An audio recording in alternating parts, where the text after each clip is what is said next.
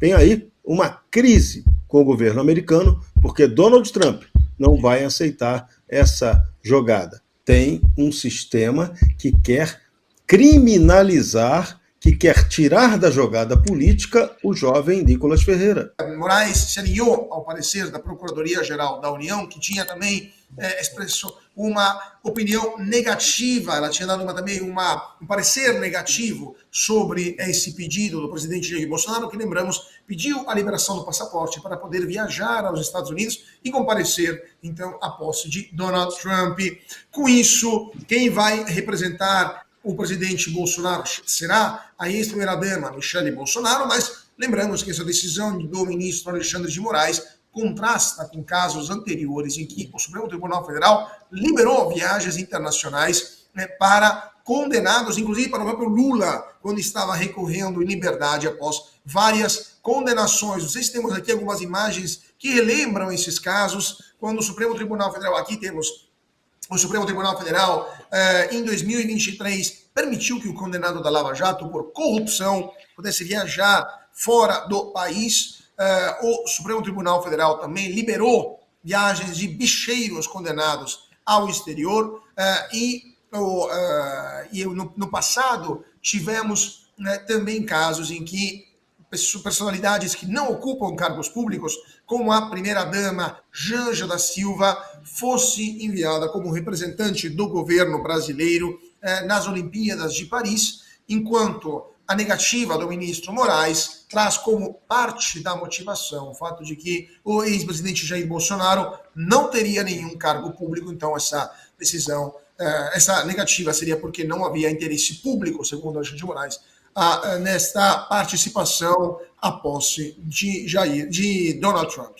Bom, iniciando então os nossos comentários. Antes disso, não sei se temos também o presidente Bolsonaro falando sobre quem vai participar no lugar dele na posse de Trump. Não sei se temos o vídeo aí, vamos dar uma olhada.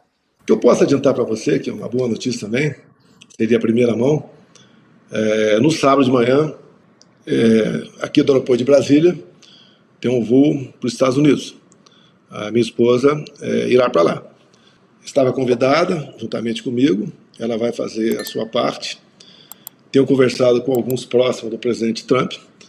Ela vai ter um tratamento bastante especial lá, pela consideração que o presidente Trump tem para comigo.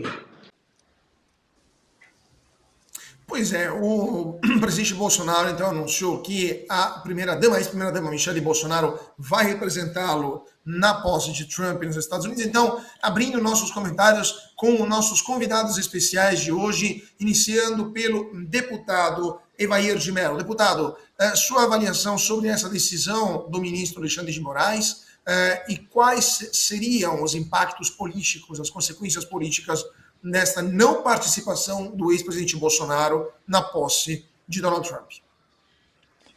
O ministro Alexandre de Moraes, a gente já não duvida que ele tem coragem e capacidade de superar e passar por cima de todos os limites. Limites legais, limites morais, e agora com essa decisão, uma decisão muito rasa da justificativa do Bolsonaro não poder ir à posse do Trump, na verdade, mostra também uma falta de responsabilidade do que representaria a presença de Jair Bolsonaro na posse do Donald Trump, que, na verdade, um convite oficial do presidente dos Estados Unidos é algo que não pode se negar. Aliás, tem que se fazer um esforço sobre-humano para estar presente, afinal de contas, tendo em vista não só as relações comerciais, mas a importância que o Estado americano tem nas relações diplomáticas no mundo todo. A força e a presença até moral do presidente Donald Trump. Você vê que nós vamos tratar desse assunto possivelmente, esse acordo lá para suspender a guerra na faixa de Gaza, tem uma pressão moral, sim. Ele sabe, vamos dizer assim, tem que ter calma e cautela, porque o Trump, estando na posse do governo americano, tem muita presença e força e poderia tomar uma decisão ainda mais dura, e por isso já tem a suspensão desse conflito. Daqui uns dias nós vamos ter também, possivelmente, um realinhamento da Rússia-Ucrânia e a questão econômica. Então, assim, o ministro Alexandre de Moraes, até porque essa essa suspensão do passaporte do Bolsonaro é por questões muito rasas, como eu já disse, né? Ele tem processo de investigação que nem foi ainda, vou dizer, nem é investigação oficial, são denúncias, ainda está na fase de denúncias que ele enfrenta, porque a Procuradoria ainda não fez a manifestação oficial ainda daquilo que está sendo denunciado ou responsabilidade do presidente Bolsonaro. E se você pegar o crime maior que eles imputam a isso, foi o crime de ter se reunido com embaixadores, o que é uma prerrogativa constitucional e legal do presidente da República. Portanto, essa não autorização do ministro Alexandre de Moraes, que não tem nenhuma novidade nisso, mais uma vez mostra a sua capacidade de olhar para o próprio umbigo e não ver que isso tem consequências políticas. Inclusive, como o Brasil, nesse momento, tem um governo de esquerda, nós precisamos de ter um diálogo de porta aberta e franca com o governo americano. Segundo os editoriais de governos americanos, não podemos descartar a hipótese de até alguma punição, retaliação ou alguma manifestação do governo americano, insatisfação em relação a isso, que com certeza isso, a princípio, segundo os editoriais de dois produtores de jornais americanos, pode ser alguma retaliação econômica, ou seja, essa insanidade, irresponsabilidade dessa decisão, desse inconsequente Alexandre de Moraes, com certeza vai aumentar a fatura para todos os brasileiros, tendo em vista a importância que tem nas nossas relações comerciais. Então, sensibilidade o Alexandre não tem, né? Ele tem se mostrado realmente, parece, ele tem esse espírito vingativo, espírito policial dele, de fazer todo o processo, isso está mais do que faltado aqui, e com certeza nós teremos consequências muito sérias, perdemos a grande oportunidade, né, de ter essa boa interlocução, mas que bom que o presidente Jair Bolsonaro, então, tem na confiança na Michele Bolsonaro, que estará lá ao lado de diversos outros parlamentares, principalmente o deputado Eduardo Bolsonaro também está lá, e que eles possam, de certa forma, então, cumprir esse papel, esse vazio que vai deixar essa urgência, o que, na verdade, mancha a história da diplomacia brasileira. Pois é, o senhor estava falando dos editoriais dos jornais americanos, estava dando uma olhada aqui, queria ler um trecho do Wall Street Journal, né, que publicou uma matéria ouvindo pessoas próximas ao governo Trump antes de deixar a palavra para o vereador, mas o Wall Street Journal, que não é exatamente um jornal bolsonarista, inclusive a correspondente aqui no Brasil, conheço ela não tem nenhuma simpatia pelo ex-presidente Bolsonaro, mas ela escreve, abre aspas, funcionários de Trump também traçam paralelos com o que o presidente eleito disse sobre haver uma caça às bruxas dos tribunais federais e estaduais nos Estados Unidos contra ele e do Supremo Tribunal Federal, né, aqui no Brasil, evidentemente. A pior maneira de o governo Lula iniciar seu relacionamento com o governo Trump é armar seu governo contra um oponente político. Trump está aberto a usar tarifas comerciais para pressionar o Brasil e outros países que ele vê como praticando algum tipo de lawfare esquerdista, ou seja, usando tribunais para derrubar oponentes, fecha aspas. Eu queria, então, passar a palavra para o vereador e lhe perguntar, vereador Almeida, sua opinião sobre, sua visão sobre esta situação e o que poderia acontecer, no ponto de vista da opinião pública, caso a primeira-dama, Michele Bolsonaro, tire uma foto, ela sentada lá numa plateia do dia da posse e do lado uma cadeira vazia com uma foto do presidente Jair Bolsonaro. Qual seria a reação da opinião pública brasileira e internacional, na sua opinião? A gente vê, Carlos, exatamente como que está acontecendo as relações internacionais aqui do nosso país, como estão acontecendo. Lula, ele recebeu um convite para ir para a posse do Maduro, enquanto o ex-presidente Jair Bolsonaro recebeu um convite para ir para a posse de Donald Trump. Lembrando que, a exemplo daquilo que você já disse, Marco, a gente teve aqui, na época que o Lula ele estava condenado e, na verdade, ele estava respondendo por 8 processos nas costas e viajou para encontrar o Papa naquele momento. E não teve nenhum tipo de retaliação, não teve nenhum tipo de problema em relação ao STF. A gente vê que o ex-presidente Jair Bolsonaro não tem nenhum tipo de condenação, assim como o deputado muito bem mencionou, e a gente vê que justamente é um absurdo voltado pela caneta de um ministro que não tem nenhum compromisso com a verdade ou com o direito constitucional, mas sim com a sua própria vaidade, o seu próprio ego. Qual que foi a condenação de Bolsonaro e o que justificaria ele não participar desse ato. A gente sabe da importância disso. Pouquíssimos líderes são convidados. Na verdade, é algo que está até sendo uma novidade nos Estados Unidos, porque anteriormente outros líderes de outros países não eram convidados para esse tipo de cerimônia. E agora, nesse momento, onde o presidente Donald Trump abre essa possibilidade para convidar esses líderes, a exemplo de Milley, de Bukele, enfim, e outros, e convida também o ex-presidente Jair Bolsonaro, a gente tem uma negativa não somente do STF, mas sim de um ministro que se sente Deus aqui na nossa terra, corroborando com aquela informação que Mark Zuckerberg noticiou quando ele foi falar dos abusos e dos excessos que a sua rede social, que a Meta havia vindo sofrendo, disse que aqui na América do Sul existem tribunais secretos, e esses tribunais secretos, com toda certeza, ele estava querendo dizer sobre as decisões terríveis do STF em relação à questão da censura. Os corruptos, eles podem pegar os seus passaportes e viajar tranquilamente, mas Bolsonaro não pode. Infelizmente, essa é a realidade do nosso país por conta da caneta de um juiz que se sente Deus. Jorge Serrão, eu estava dando uma olhada aqui também nas reações nas redes sociais da política americana. E temos aqui o perfil Twitter oficial do Comitê de Política Externa da Câmara dos Deputados, que é o comitê de maioria, né? Ou seja, os deputados que fazem parte do Partido Republicano, que fazem parte, né, do Comitê de Política Externa, escreveram, comentando uma notícia da Associated Press, da agência Associated Press, que Jair Bolsonaro, estou lendo aqui, é um amigo dos Estados Unidos e um patriota.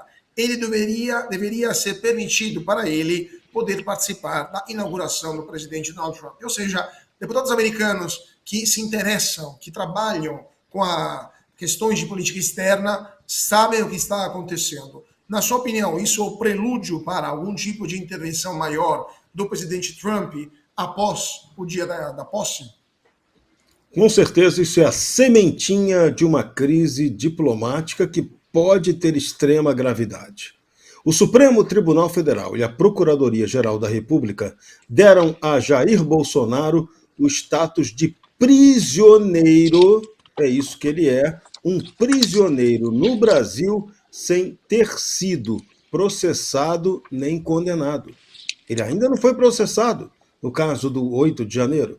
Embora hoje o próprio presidente Luiz Inácio Lula da Silva tenha voltado a afirmar que todos aqueles que são apontados como participantes e organizadores do 8 de janeiro são criminosos que merecem condenação porque não amam a democracia e atentaram contra ela. Foi o argumento que Lula repete à exaustão, como aquela mentira que a gente vai ter que aceitar goela abaixo. Só que o Brasil e o mundo não estão aceitando esse tipo de mentira. Então, Bolsonaro, tecnicamente, é um prisioneiro. Não pode sair do Brasil. Tem o seu passaporte retido em decisão ratificada pelo ministro Alexandre de Moraes. E a gravidade da decisão é que o próprio ministro Alexandre alegou que não estaria concedendo o passaporte a Bolsonaro por dois motivos. Primeiro, seguindo o argumento da Procuradoria-Geral da República de que não seria relevante fazer isso na medida em que Bolsonaro não estaria representando o interesse público ou o governo brasileiro nesse tipo de evento. Estaria apenas atendendo ao interesse particular dele. E o outro argumento que é muito pior, que é o argumento de que Jair Bolsonaro poderia aproveitar sua ida à América para pedir asilo político e não voltar ao Brasil até que a questão processual dele seja resolvida. Durante todo momento, sempre, Jair Bolsonaro nunca demonstrou nenhuma vontade de sair do país, de pedir asilo em lugar nenhum e sempre se colocou à disposição para se defender daquilo do qual está sendo acusado injustamente. Tentativa de golpe de Estado para tomada do poder. Jamais. Jair Bolsonaro o tempo todo foi o cara até que arrumou oposição dentro de seu próprio governo dentro do chamado ramo bolsonarista, quando ele insistia que é preciso jogar dentro das 4 linhas da Constituição e que ele sempre faria e sempre fez isso. Isso incomodou muita gente. Então, Bolsonaro pode ser chamado, acusado do que quiserem chamar, menos de golpista, menos de jogar contra a Constituição. Então, agora vem aí uma crise com o governo americano, porque Donald Trump não vai aceitar essa jogada. Então, podem prever aí trumpicadas para o lado do Brasil, possíveis sanções econômicas e entender uma coisa, é preciso entender uma coisa. Dia 20 de janeiro, o Lourão está chegando na Casa Branca. O efeito da posse dele será tsunâmico. E junto dessa onda, quem vem com ele é o famoso Aquaman de Mambucaba. Pode anotar. Vamos ver, então, a partir do dia 20 de janeiro, o que vai acontecer. Falando em crise, agora vamos falar da crise do governo brasileiro. Após essa surra, 300 milhões, aliás, mais de 300 milhões de visualizações do vídeo, o deputado Nicolas Ferreira, que obrigou, basicamente, o governo Lula a retirar esta portaria da Receita Federal sobre o monitoramento das contas dos brasileiros. Hoje, o presidente Lula assinou uma medida provisória que garante a gratuidade do Pix, reforça algo que é já notório, né? O Pix já é gratuito, todo mundo já sabia disso, né? E, ao mesmo tempo, a Advocacia Geral da União está avaliando ações contra parlamentares que teriam gravado conteúdo contrário à medida da Receita, essa portaria da Receita. Mas também tivemos episódios bastante grotescos, com o próprio ministro Fernando Haddad dizendo que desacreditar e atacar medidas públicas seria crime, frase que foi repetida, usando exatamente as mesmas palavras, pela jornalista, a essa altura do campeonato, militante, blogueira da Globo News, Eliane Cantanhede, que usou exatamente as mesmas palavras. Vamos ouvir.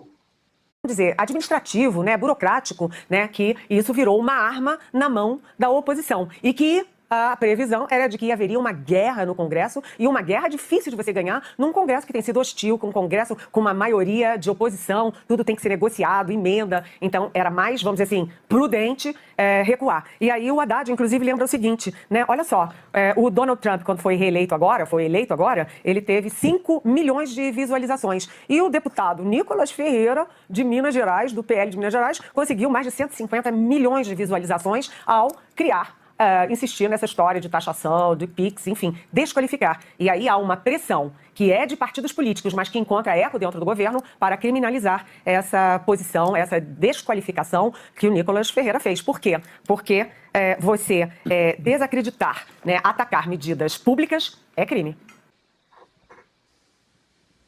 É crime aonde? Eliane Cantanhede, digo isso como jornalista.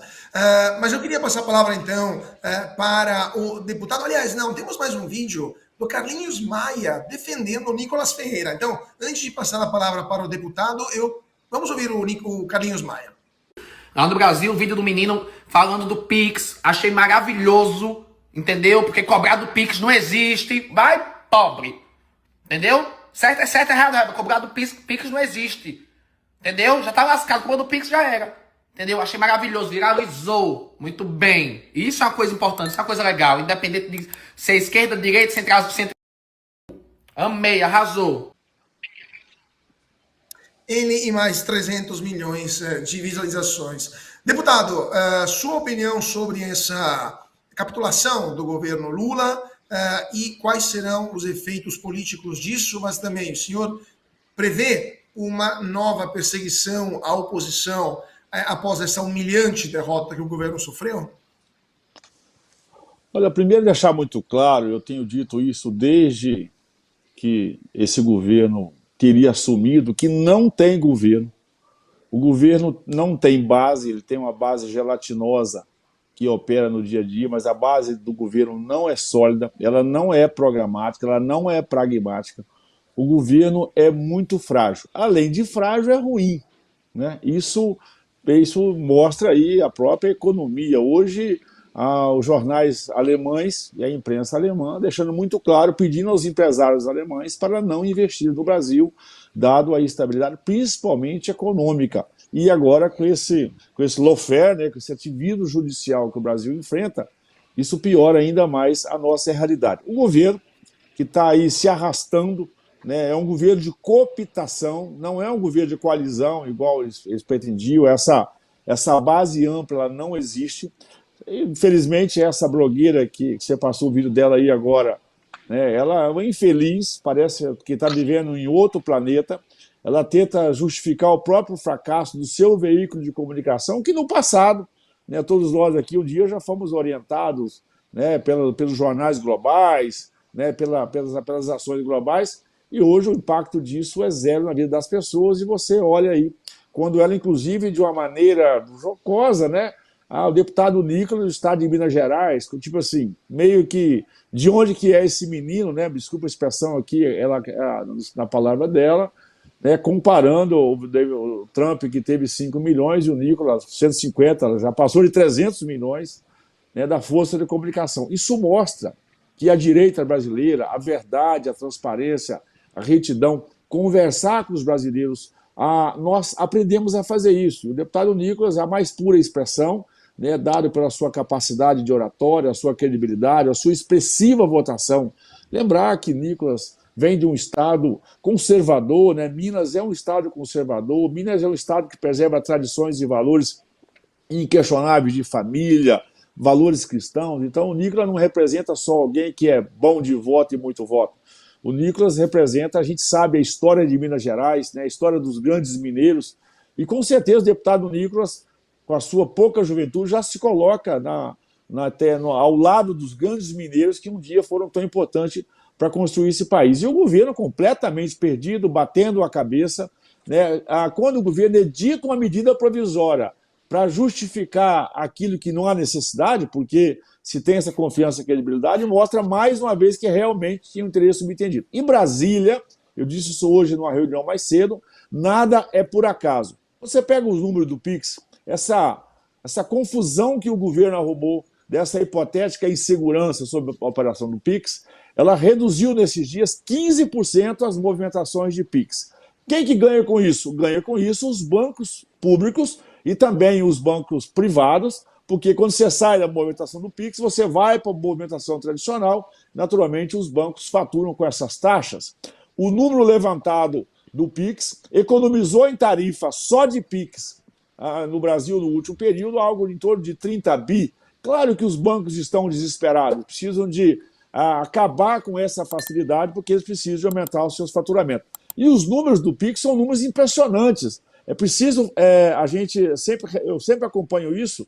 Se você pegar, estou falando de 26,4 tri já foram de movimentações. Só em 2023, comparado com 24, 23 foram 60 bilhões de transação. Em 24 foram 90 bilhões de transação. 6 de setembro de 24 foi o recorde absoluto de movimentação do PIX, 227 milhões. A Black Friday, né, que a gente sabe que tem um apelo às compras muito grande no Brasil, se você comparar esse ano com um aumento de quase 40% em relação ao ano passado. E isso está tirando dinheiro dos bancos privados, dos bancos públicos. Então, não se iludam, tem um lobby, uma pressão muito forte, porque quando você tira a rentabilidade do banco, o banco pede lá o seu retorno com seus acionistas, tem a pressão dos sindicatos, não se iluda. Por isso que nessa semana também o Marinho, ministro, aí já ventilou a hipótese de usar um parlamentar, inclusive, para voltar com um texto, para voltar com o imposto sindical. Você percebe que é muita perversidade, às vezes disfarçada, de um governo que tenta se justificar cada dia mais. Mas com a força de comunicação e credibilidade. Se os brasileiros acreditaram na palavra do deputado Nicolas, porque acreditam nele, acreditam no grupo que ele efetivamente atua, ele sabe com quem ele anda. Por isso, a credibilidade, além do seu conteúdo e capacidade de comunicação, tem muito a ver também com quem ele anda, quem são os seus aliados. E, claro, com essa visualização recorde de um vídeo no Brasil da credibilidade, mostra que quem votou em Bolsonaro, os 50 e poucos milhões que votaram em Bolsonaro, mais possivelmente a turma que fez o L também acreditou e confiou nas palavras do deputado Nicolas, por isso fez essa satisfação. E o governo ficou de joelho, ficou de cócoras, tentando fazer medida provisória, e isso é absurdo agora. Você imagina se nós processássemos o Lula pelas mentiras que ele conta. Está aí os deputados e o próprio Lula dizendo que tem que penalizar ou punir os deputados, os parlamentares que teriam trabalhado contra o Nicolas. Ora, é uma prerrogativa da oposição fazer o enfrentamento programático daquilo que o governo ponta. Essa prerrogativa é nossa, nós temos prerrogativa de questionar o governo, né, de cobrar o governo. Se o governo tivesse tido moral e credibilidade de mostrar que as palavras do deputado Nicolas não eram verdadeiras, teria feito essa continuidade. Acusou o golpe, ficou de joelho de cócoras, e nós já estamos sim. Já estamos organizando as mentiras que o Lula falou que 700 milhões de brasileiros morreram de Covid, que ele falou que 12 milhões de crianças morreram na faixa de Gaza, né, que ele fala que tem 14 mil obras paradas, quando o TCU fala que são 1.700. Quando ele diz que 5 milhões se inscreveram para o Enem e foi só 3.400. Ele diz que a inflação acumulada de 23 foi de 15%, quando foi, na verdade, 4,52%. Então, ou seja, e ele ainda faz essa alusão quando se remete aos brasileiros. O Lula disse recentemente que o Brasil tem mais de 220 milhões de habitantes. Então, você imagina se nós fôssemos processar o Lula, abrir uma ação para as mentiras que ele conta. Esse país tem alguém que já disse que a retórica é importante, que a narrativa é importante, e o especialista em fake news e mentira e lorota nesse país chama-se Luiz Inácio Lula da Silva. Deputado, eu não sei se o senhor tem mais disponibilidade para permanecer conosco. Seria um prazer ter, não sei como é que está a sua agenda, então perfeito. Então, só vou passar para os nossos outros dois comentaristas. Passando a palavra para o vereador. Vereador, o senhor foi apoiado pelo deputado Nicolas durante a sua eleição, é muito próximo do deputado Nicolas, e pergunto, como está o estado de ânimo mesmo do Nicolas Ferreira, sabendo que o governo vai abrir uma investigação contra ele, o STF tem esse viés politizado, como está o espírito do deputado e quais são os próximos passos?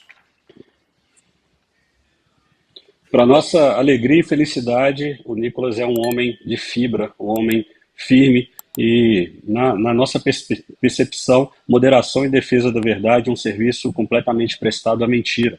Então, enquanto um governo corrupto, um governo mentiroso está te criticando, está te atacando, a gente tem que receber isso com alegria. Então, a nossa vida não é só medida por quem nos aplaude, mas também por quem nos critica. Então, se esse tipo de governo está sendo um balizador, está sendo um alvo e tem criticado as nossas ações, a gente pode saber que nós estamos no caminho certo. E assim como o deputado bem disse aí agora, né, deputado, não importa o que é dito, mas quem diz aqui no nosso país. Porque se a gente fosse, de fato, criminalizar todas as mentiras que o PT, todas as mentiras que o governo, que o Lula, que o Haddad já falaram aqui pra gente, com toda certeza não haveria mais espaço nas prisões do Brasil para conseguir alocar todas essas pessoas. E só lembrando, pessoal, sobre essa questão, quem fez o pedido, a AGU, foi o famoso Bessias, né, que era o garoto de recados, o office boy da Dilma, aquele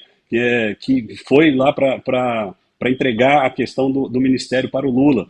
E qual que é o contexto daquilo tudo que nós estamos falando? Qual que foi o crime? O crime é justamente criticar essas medidas em relação ao PIX.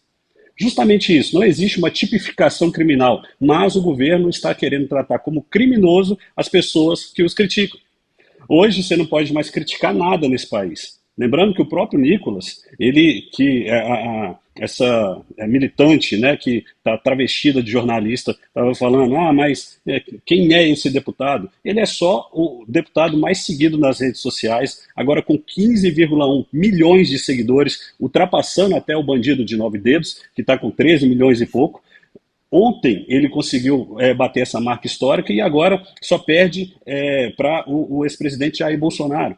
Então, é o cara que colocou mais de 305 milhões de pessoas assistindo um vídeo.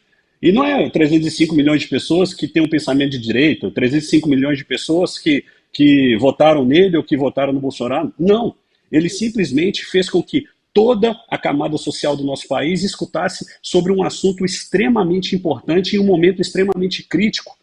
Ele teve essa ideia, gravou o vídeo com um fundo preto, de chinelo e uma camisa preta, e ainda está sendo acusado pelos detratores aí de ter participado de algum tipo de elucudação junto a marqueteiros do Bolsonaro. O que de fato não aconteceu, com todo respeito aos marqueteiros do PL, e que a gente tem um apreço e conhecemos eles, mas o Nicolas ele gravou esse vídeo sozinho, ele escreveu esse vídeo sozinho e simplesmente disse aquilo que estava no seu coração, direcionado ao povo brasileiro. E por conta da sua verdade, assim como muito bem o deputado disse, por conta da verdade dos fatos, não é uma questão de marketing.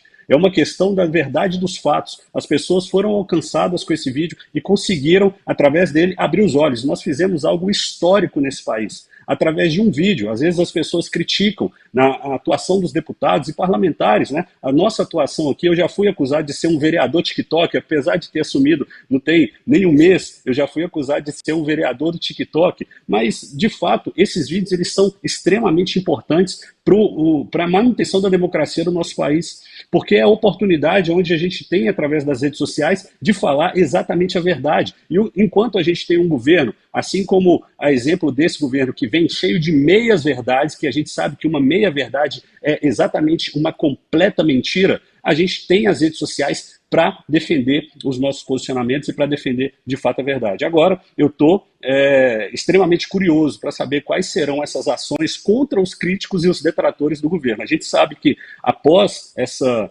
pulverização desse vídeo, onde eu, particularmente, eu estava cortando o cabelo 8 horas da manhã no dia 15 ontem, e o assunto no cabeleireiro era exatamente esse vídeo. Eu tive a oportunidade de estar em outros lugares também pela manhã, e as pessoas conversando e falando, esse vídeo, falando do Nicolas, falando que esse vídeo, esse menino não vai deixar o governo fazer nada com a gente em relação ao Pix, ou seja, nós conseguimos atingir todas as camadas da sociedade aqui no Brasil. E isso é o que o PT mais temia, alguém que consegue falar a verdade e consegue alcançar todos os públicos, aonde eles mesmos estão com muita dificuldade de fazer isso. Mais uma vez, moderação em defesa da verdade é um serviço prestado à mentira. E nós estamos aqui com os nossos posicionamentos, vamos ficar firmes, vamos continuar combatendo o mal aqui nas redes sociais, combatendo a esquerda em prol do nosso país.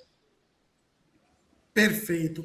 Jorge Serrão, sua opinião sobre isso? Está dando uma olhada aqui num deputado federal, também de Minas Gerais, que disse que vai propor uma abertura de uma CPI para investigar bolsonaristas que, segundo ele, teriam praticado crimes contra a economia popular. Não vou ler o tweet porque não merece, mas eu queria lhe perguntar, vocês imaginam quem que é esse deputado de Minas Gerais? Sua opinião sobre esse caso? Os nossos amigos de Minas, me perdoem aí.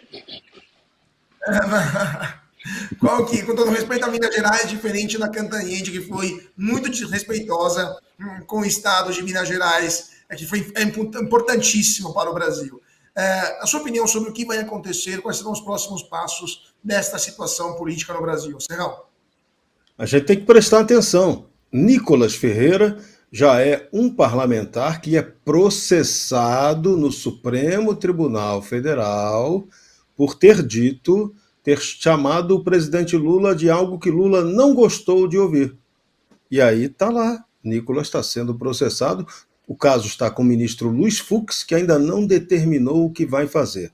Propuseram um acordo de persecução penal ao Nicolas e ele, sabiamente, corretamente, constitucionalmente, não aceitou. Porque o artigo 53 da Constituição permite dar a ele total liberdade para falar o que tiver que ser dito. A palavra dele está protegida constitucionalmente. Então, esse processo não cabe. Mas fica evidente o quê? Tem um sistema que quer criminalizar, que quer tirar da jogada política o jovem Nicolas Ferreira. Esse que é o ponto que tem que ser enfocado claramente. E isso que aconteceu agora, esse fenômeno, confirmou mais ainda duas coisas. Primeiro, o sistema de poder no Brasil vai ter que eliminar o Nicolas de qualquer jeito, porque porque o Nicolas é uma ameaça para esse atraso, para essa oligarquia rentista medieval que manda no Brasil. E o segundo ponto, Nicolas tocou na questão exata, uma grande barbaridade que foi essa instrução normativa da Receita Federal, que tem que suscitar um outro debate do Congresso Nacional.